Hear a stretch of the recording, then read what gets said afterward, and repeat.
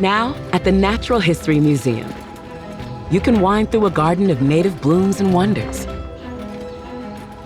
Sit at a charming cafe and contemplate the past, present, and future. You can feel the heartbeat of prehistory with the flicker of the silver screen. You can see murals echoing the vibrant stories of Los Angeles itself.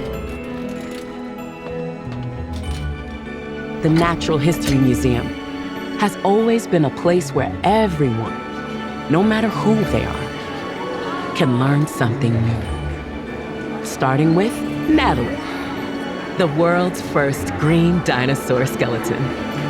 Discover more at the new NHM Commons. Get tickets at nhm.org.